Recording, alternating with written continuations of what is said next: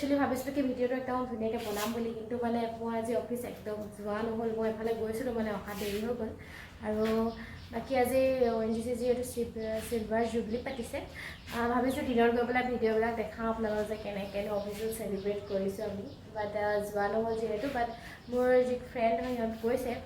বাট ৰাতিকৈ যাম, ৰাতিকৈ ফাংচন হ'ব, আচুৰ্য বৰপাত্ৰ আহিব, তেতিয়া ভালকৈ দেখাম। বাট এতিয়া মই লগৰবিলাকৰ পৰা ৰৈছোঁ ক্লিপবিলাক, তো সেইবিলাক আপোনালোকক দেখাইছোঁ।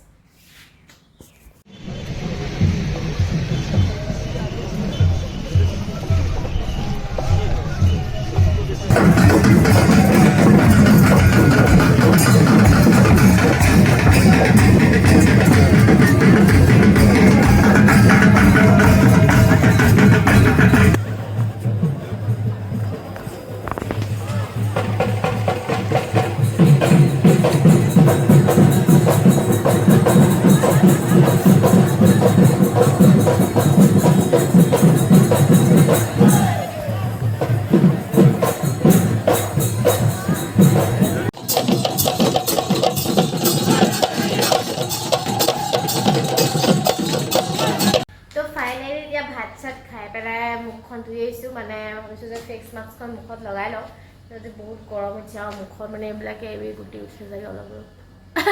কেনেকৈ চাইছে